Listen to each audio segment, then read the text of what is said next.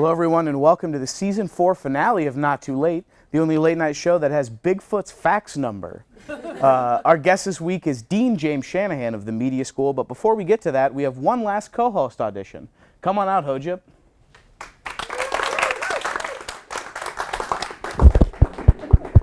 I miss you. Will you miss me? Yes. What? Thank you, everyone. Please sit down, please. Dean Shanahan. It's not necessary. Please sit down. Hello. What an honor it is for me and you to co-host the season finale of Not Too Late. For those of you watching this at home, go outside, have fun. It's a lovely day today. Don't watch this. You know, when they asked me to do this, I said no at first, but then they threatened me to send all my news to my professors, and I can't afford to drop another class, so here I am. Oh, why do they have my nudes? It was required when I joined the... Oh, it wasn't? Oh, then why? Why did I take... Anyways, my name is Hojip. That's H-O-J-I-P. And I find it surprising how difficult it is to pronounce my name. And it's not just in the States. Even back home in Korea, South Korea, people have a hard time saying my name. I've heard lots of names. Ho-Jin, Ho-Jim, sometimes Ho. Jip in Korean, though, it means house. So I have to motion a house every time so people get it. So I go, Ho-Jip, you know. And that's all fun with strangers until my grandpa got dementia. And I had to keep reintroducing myself, so. So Jip, Grandpa's Ho-Jip. I'm from South Korea, like I said, and a lot of people ask me about North Korea as if I follow their private Snapchat. I don't. But if they did have a Snapchat, wouldn't it just be Kim Jong-un eating food in front of a starving family? Every time? Just every time. Chocolate, Swiss cheese. And a lot of people ask me how different the language is, North Korean and South Korean, and I say, North Korean is just South Korean with the Boston accent. That's it. That's really it. I must say, though, the growing popularity of Korean culture really makes me happy. And, you know, I feel like a Korean mom when her daughter brings home white friends and they all like the food. This makes me really want to cross my arms and, you know, smile quietly. Moms get it? Moms get it, yeah. But how we got popular, though, that's a very different matter. I'm not a big K-pop fan. It seems to be the rave. I like country music more than K-pop, and I don't really like country music. But I even discovered BTS through my American friends here 2 years ago. And over the past 2 years, I've been thinking and wondering, arguing by myself, you know, why do Americans love BTS so much? But I came to a conclusion. BTS is an acronym, and if you translate the full band name, it means Bulletproof Boys in English. And you guys didn't know that, right? But BTS has always been BTS in America, but in Korea, they marketed themselves as the Bulletproof Boys. But in Korea, we don't care about bulletproof things. You know, in Korea, we care about, ooh, this kimchi is too spicy. That's the thing that we worry about. But in America, bulletproof equals security, right? That's why I believe BTS's plan from the start was to grow big in America by instilling security and safety from bullets into America's subconscious through their dance moves. That's also why they never do finger guns in their dances. It's true, look it up. I'm writing my thesis on it, but I haven't told my professor yet, though, so. Hope everyone had a good Thanksgiving. I had an all right Thanksgiving, thanks for asking. I went to Sweden to visit a friend, got a good deal on tickets, and my friend Alex, he said, yeah, I'll totally be free all week. Then I get there, and he's busy all week working on his thesis. So, and I was really excited to visit the amazing Stockholm, even packed sunglasses to look cool. But I get there, I landed at 4 p.m., and it's pitch black outside, almost as dark as the studio, maybe even darker. I totally forgot about the hours of daylight that Sweden lacks. So when I came out of the airport wearing sunglasses, I was almost mistaken as a blind man. And because it was so dark and gloomy outside, I spent the whole week playing video games in a dark and gloomy room inside. Speaking of dark and gloomy things, apparently suicides happen so often in the winter that Swedish people are so sick and tired of it. And I think a country really shows how well they're doing when the citizens are sick and tired of committing suicide. They're annoyed by it. I'm Korean, and I'm annoyed by mandatory military service. You guys are American. You guys are definitely annoyed by a lot of things, like student debt, healthcare, shootings, blah. But Swedes are like boomer dads who don't believe in depression and anxiety. But not because they don't actually believe in it, though. It's because Sweden has the resources to get help in an affordable way. And to them, committing suicide just makes them late for work. That's the only downside to that. One of the flaws, though, that I noticed was none of the metro platforms have doors or barriers that would prevent people from jumping on the tracks. Is that a white thing? Every white country I've been to, they complain about people jumping on tracks, but they don't do anything directly to prevent that stuff. Seems like a very passive-aggressive method of population control, if you ask me. You know, just put down a barrier or something and then see how creative people get. In Korea, we installed doors on the platforms, and guess what? People started jumping off buildings. We got a great show, so stick around and we'll be right back. Thank you.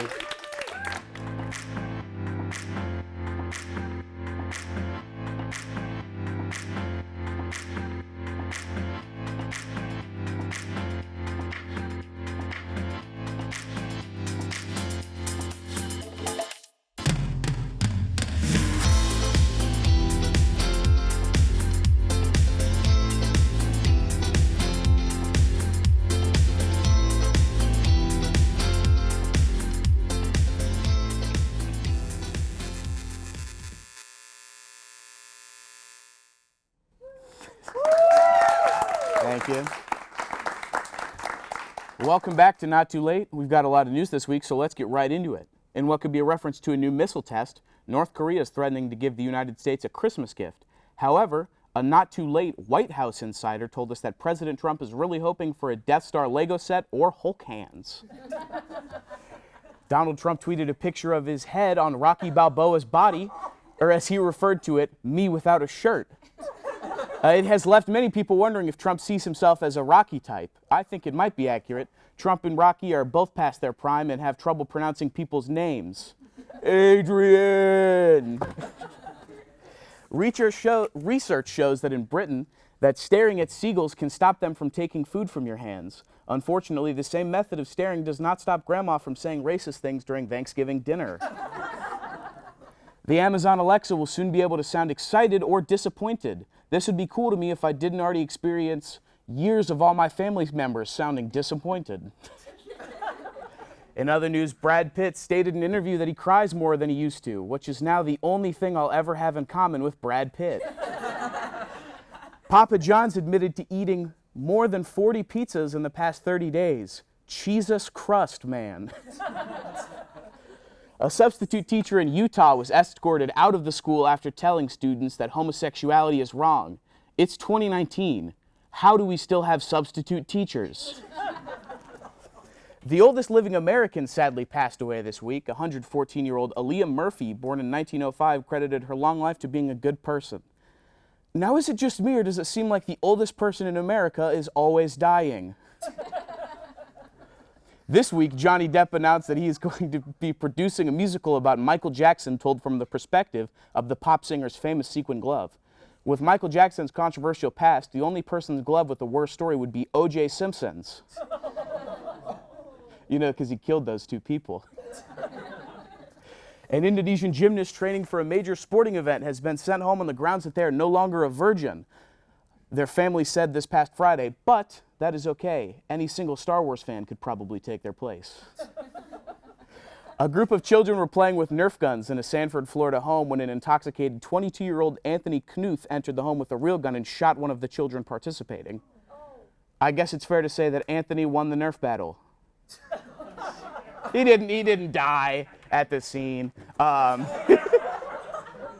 Rosa Parks was honored with a statue in Montgomery, Alabama this past Sunday to commemorate 64 years to the day that she was detained and arrested for refusing to give up her seat in a city bus. Funnily enough, the statue has Rosa standing. Information released this week looks rough for Bill and Hillary Clinton as evidence surfaced that they were frequent visitors to Jeffrey Epstein's New Mexico ranch. They visited at least once a year for parties, events, or just to relax and spend a weekend with their good pal Jeff. This close friendship must have made it that much harder on the Clintons when they had to kill him. And now, for a touching story. A Los Angeles police officer has been accused of fondling a dead woman's body. Stay tuned for an interview with Dean Shanahan. We'll be right back.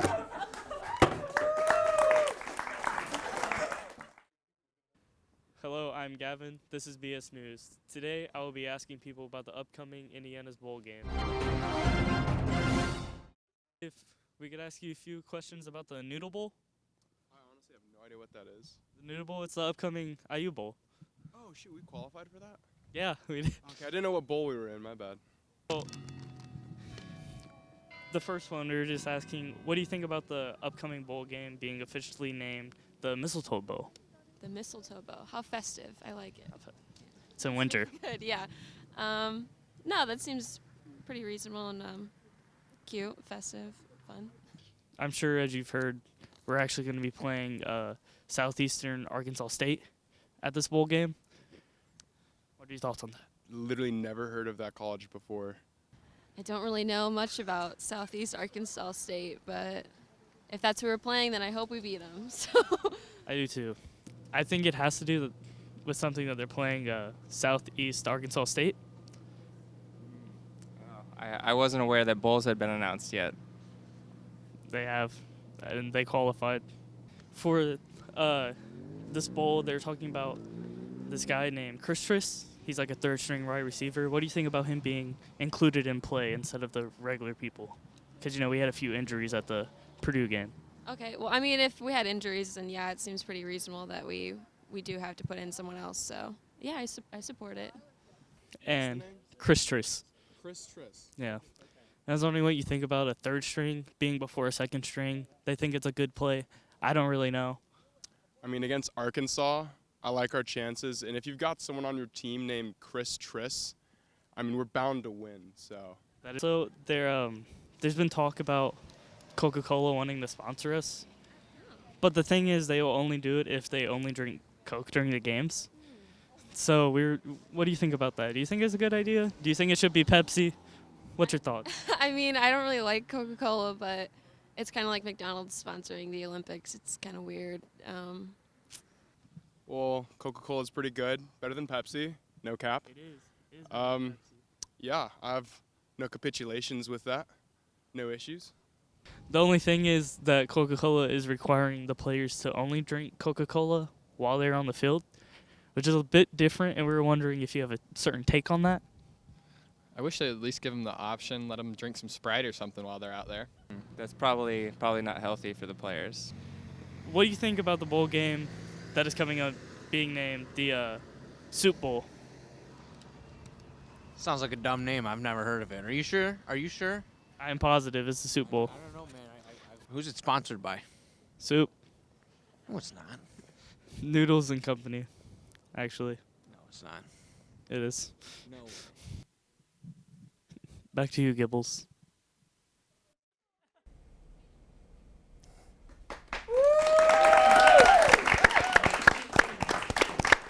Hello, and we are back with Dean James Shanahan of the Media School. Thank you for coming out. My pleasure to be here. Thanks for having me. There it is. So what exactly is a dean? What do you do? What's your day-to-day job like at the Media School? Dean is a bureaucrat, basically. Somebody who works with a lot of paperwork. Our main job is to make sure that that budgets work well, so that classes can be taught, so that faculty can do research, so that the facilities work, like what we're sitting in right now. Mm-hmm. So it's really kind of like running a business, but it's an academic business. So that's a telescope version of it. Awesome, and you like it? Yeah, most days. It's good to hear. 75% of the time, yeah. That's a decent percentage. That's very good percentage, Mm-hmm. yeah, absolutely. 3 out of 4. That's quick math. Thank you. He's a media school student? No. Natural mathematical sciences, right? He's right there. Do you have any big future plans for the Media School? I know that the Media School is still kind of a new thing, and it's already doing these great things. Do you have any big idea future plans for where we're going? Yeah, I mean, there's things that are happening right now. For instance, we're preparing, we've proposed a new degree that will be called a BFA in film production, so kind of focused on the cinematic, Hollywood style of film production. So here we're doing a lot of, as you guys are doing, multi-camera stuff, and we've always done a lot of that. This will add sort of a new flavor to that. So that's going through the approval process right now. That'd be an example of a cool future plan that would add something totally new. Mm-hmm. Yeah. That's awesome. And do you have any idea when they're going to try to implement that? Oh, well, I have an idea when I want to implement it.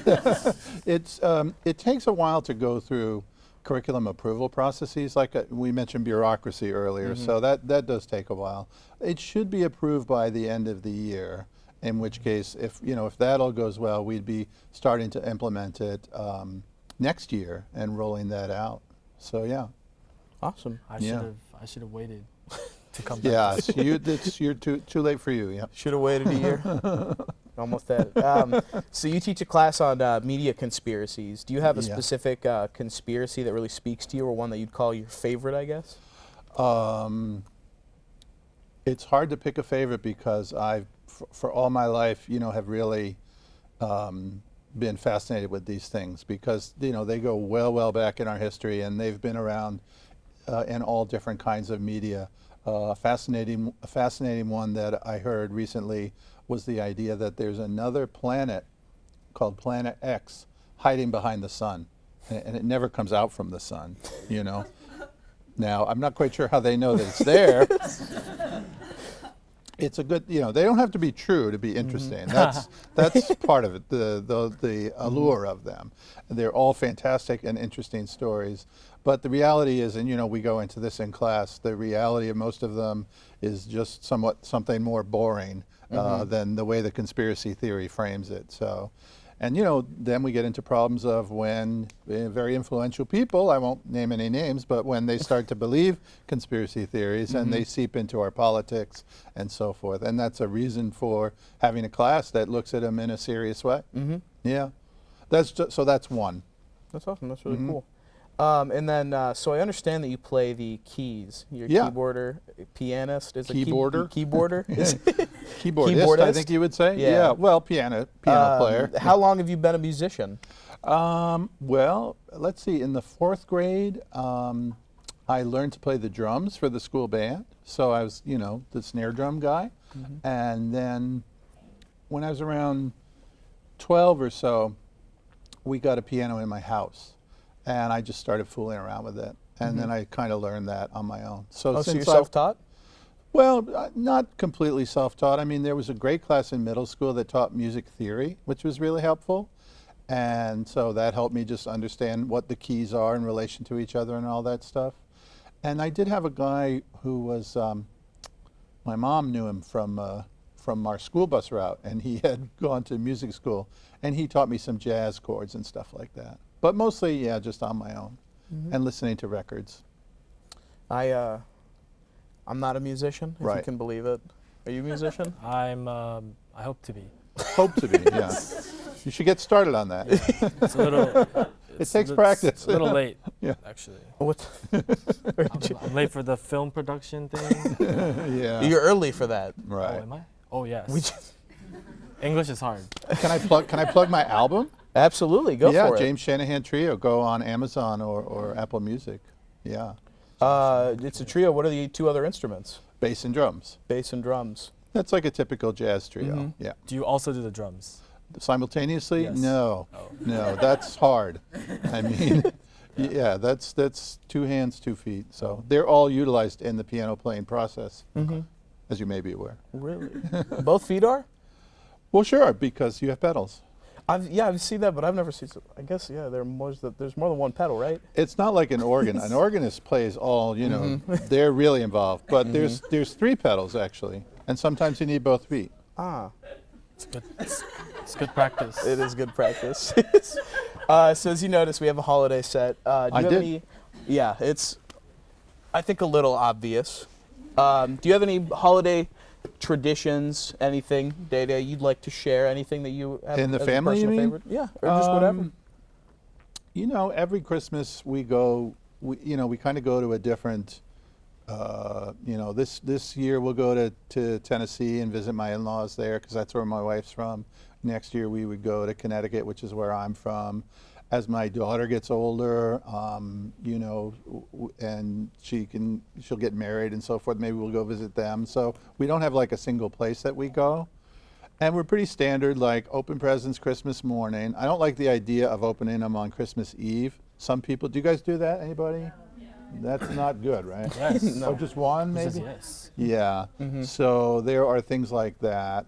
We have the tradition that we call an Austrian dinner on Christmas Eve, which only means that one Christmas we went to Austria, and it was fun. But for their buffet, they had all these things laid out, different like German meats and cheeses and stuff. Yeah. You can imagine, right? So we kind of recreate that, except that none of those things are actually available here in the States. So we have to replace them with other things. You just try to find the best fit.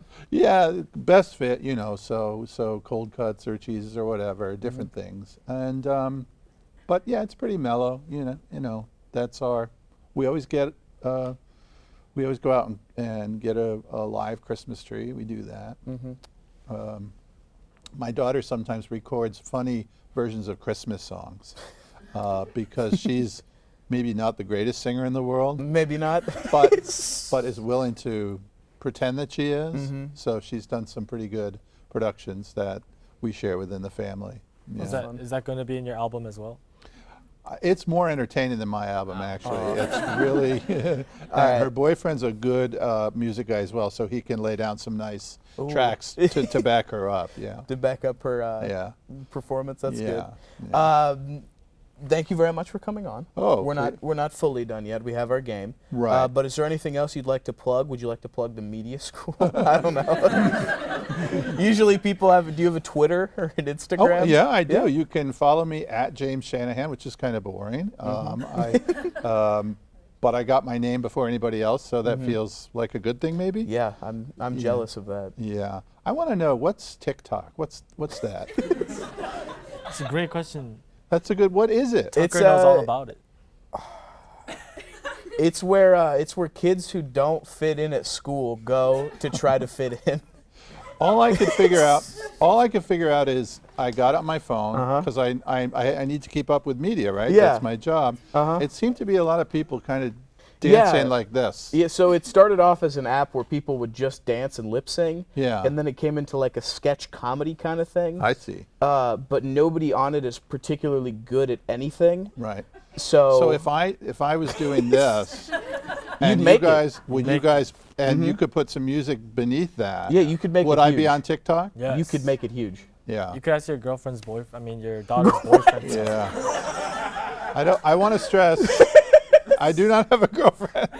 Daughter's boyfriend. My daughter's boyfriend. There you go. English All right. is hard. All right, with that, we're going to cut to our game, but we will be right back.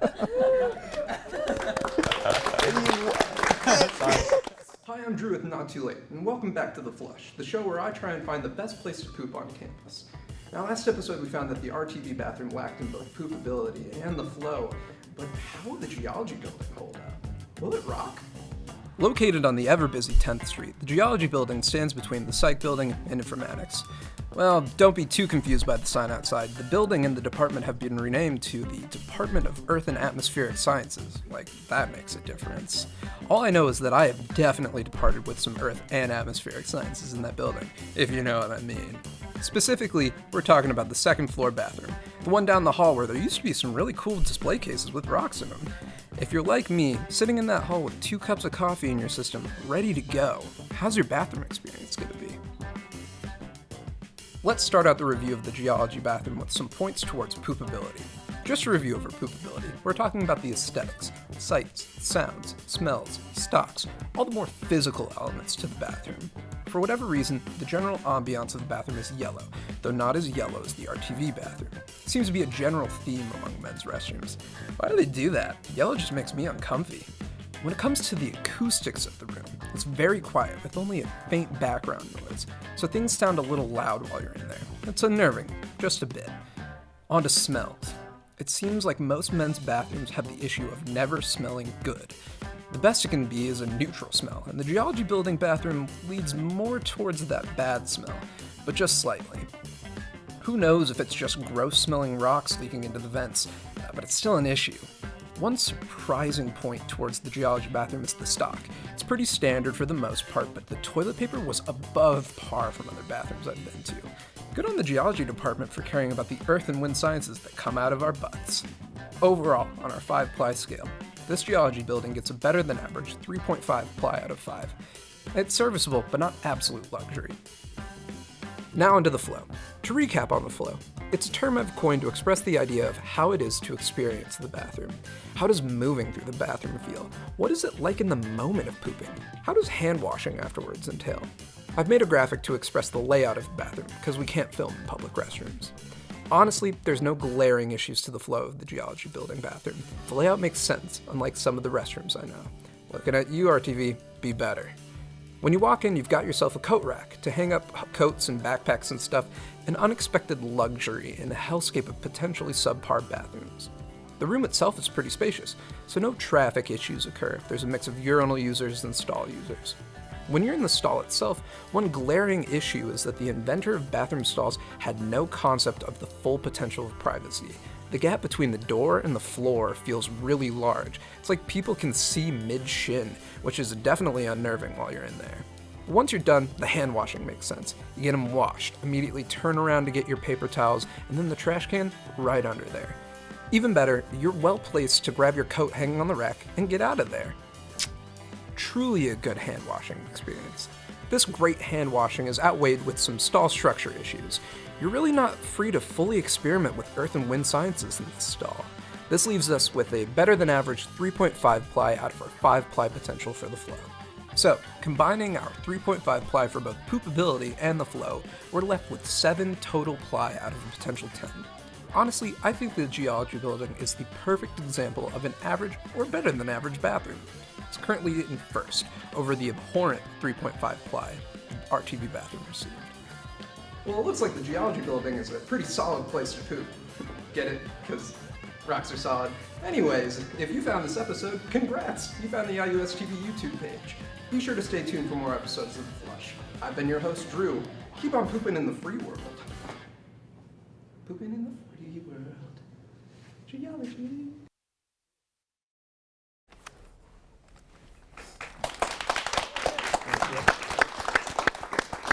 Welcome back to the show. And while we were on break, both James and I filled out a special State of the Media School address. And it's a Mad Lib sheet, and now both of us are going to do our best to get through them. Whoever laughs the least becomes the Dean of the Media School. Let's get it started. So I will go first. Hello, ladies and Bob Hoskins. We gather in the Taco Bell today to discuss the state of affairs in the media school. As you all know, things have been saturated, but we could always do better. For example, I would like to apologize for the lack of dirty martins. Martinis. Dirty martinis. Dirty martinis. Oh, that's a laugh. You're not 21 yet? Let's get that right. I know how much this means to our students, which is why I'm going to replace all the chairs with hippopotami. Is that the hippopotami? Plural of? Oh, hippopotamus. Always educating. I'm not an English major. Ever since we combined the teacher. media school, we have stressed beyond compare and are stronger than ever. We are the 52nd communication school in the world. We have a growing alumni network across the southwest central Indiana. It's very huge. That's true. That's why we're the best thing since sliced Jell-O. Thank you and good 3:30 in the morning. All right. You gave me some pretty good stuff. I'd like to see what you think of mine. All right, I'm ready. Hello, ladies, and O.J. Simpson. We gather in the mom's boyfriend's basement today to discuss the state of affairs in the media school. As you all know, things have been slimy. This is maybe too accurate? No. But we can always do better. For example, I would like to apologize for the lack of surgeries. I know how much this means to our students, which is why I'm going to replace all the chairs with unibrows. You want one of those? Is that your writing? He wants one of those. Oh, yeah. Ever since we combined the media school, we have trounced beyond compare and are stronger than ever. We are the 525,600th communication school in the world. Woo! That-a-way. We have a growing alumni network across East Berlin. That is why we're the best thing since sliced roast beef. Thank you and good rock o'clock. All right. An excellent delivery.